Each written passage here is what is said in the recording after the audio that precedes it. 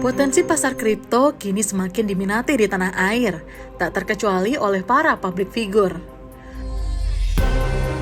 Bermodal nama besar yang dimiliki, sejumlah artis telah merilis token kriptonya. Para artis ini dinilai memanfaatkan momentum dengan meluncurkan token kripto. Token kripto yang tengah ramai diperbincangkan seperti ASICS milik Anang Hermansyah, Angel Token milik Angel Elga, hingga iCoin milik Wirda Mansur, putri Ustadz Yusuf Mansur. Munculnya token kripto artis kelihatannya sejalan dengan minat investor dunia dan Indonesia di pasar uang digital. Bahkan, jumlah investor kripto dalam negeri kini lebih tinggi dibandingkan dengan bursa saham.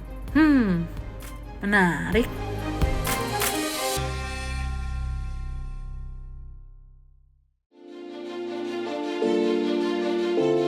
Token adalah aset digital yang dibangun di atas jaringan blockchain milik pihak lain. Token diciptakan oleh suatu proyek yang kemudian digunakan sebagai pembayaran agar dapat menikmati layanan yang disediakan proyek tersebut. Lalu, apa itu blockchain? Blockchain adalah teknologi yang digunakan sebagai sistem penyimpanan atau bank data secara digital yang terhubung dalam kriptografi. Penggunaannya tidak terlepas dari Bitcoin dan cryptocurrency lainnya. Nah, berikut laporan dari Bapepti mengenai perkembangan perdagangan aset kripto di Indonesia untuk tahun 2021 dan awal tahun 2022.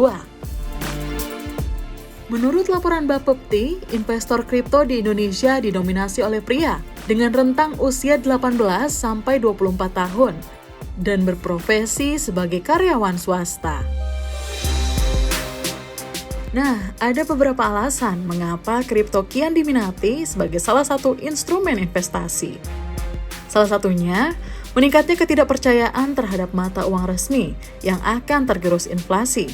Karena itu, beberapa pihak mencoba beralih untuk menginvestasikan dananya pada aset-aset ekonomi non-uang untuk menghindari pengurangan nilai, meski aset-aset tersebut tidak ada wujud fisiknya. Iya, dasarnya saya bikin ASICoin karena memang dunia metaverse, dunia blockchain, dunia pasar NFT, kan nanti currency-nya memang itu. Karena saya sebenarnya fokusnya adalah ke pasar NFT. Saya bikin marketplace namanya pasar NFT, yang nanti adalah memang pasar NFT adalah di audio, video, fotografi. Dan saya juga bikin game. Bikin game adalah play and earn. Saya persiapkan proyek kripto semenjak teknologi blockchain itu sudah mulai diperbincangkan, semenjak terus akhirnya dunia kripto itu mengemuka, kayak pasar NFT itu mengemuka atau NFT itu mengemuka, itu saya mulai keseriusan tinggi. Kenapa? Karena kan itu menarik perhatian publik, dan publik kalau saya akan terjun juga, pemahamannya kan sudah bisa common. Jadi ngomong pembelajaran kripto itu saya bilang udah 1 tahun yang lalu. Bagaimana saya mempelajari blockchain, kripto, NFT. Kalau saya pribadi tadi saya bilang kalau misalnya saya bikin developer ini nggak masih baru dan saya juga masih belajar. Tetapi pengalaman saya 1 tahun saya buy and sell itu ya kita nanti harus pelajari semuanya. Karena kita nggak bisa bilang hari ini akan turun, besok akan naik, karena kita per detik aja pergantiannya cepat sekali. Makanya dari awal kembali lagi saya selalu tekankan, apapun bentuk investasinya, tolong dipelajari dulu. Beberapa pihak menilai berbondong-bondong artis jual token kripto saat ini hanya memanfaatkan popularitas dan hype yang ada di masyarakat.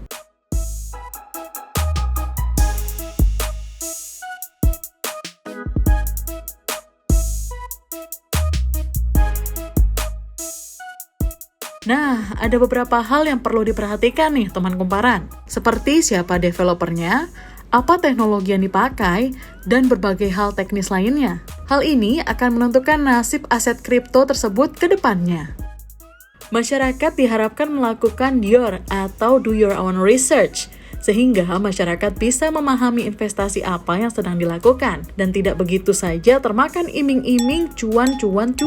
Karena setiap investasi pasti ada risikonya. Kalau yang pertama sih ya saya untung dapat sekitar 10 juta. Cuman kalau sekarang sih ya jadi harganya turun Mas. Ya udahlah, dari 12 juta ya tinggal sekitar 8 jutaan lah. Soalnya kan turun naik ya. Ya tapi saya udah saya track profit sih. Jadi saya udah tinggal untungnya itu, tinggal modalnya aja. Riset dulu. Kalau programnya cuman buat NFT aja sih nggak mau saya juga.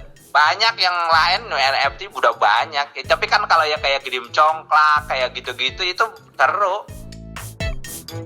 Hal-hal apa saja nih yang perlu diperhatikan saat akan membeli dan memilih token kripto agar tidak buntung? Jadi mengenai token-token ini kita ada 3 hal yang utama ya.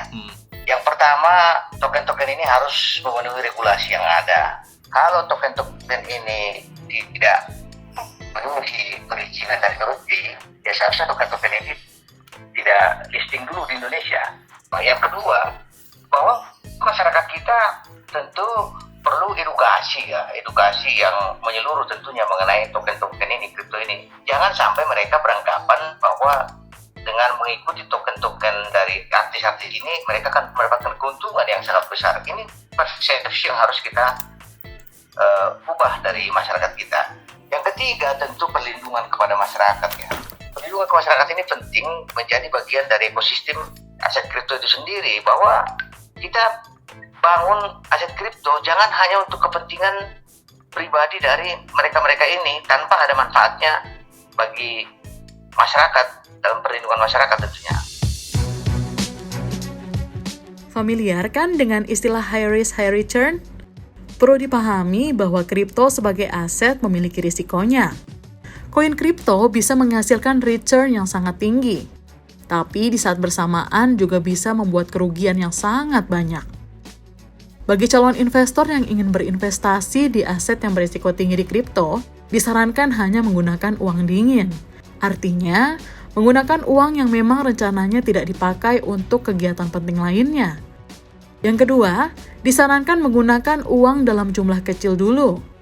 Kedua hal tersebut perlu dilakukan agar apabila aset kripto tersebut gagal, tidak terlalu membebani kondisi keuangan pribadi atau keluarga.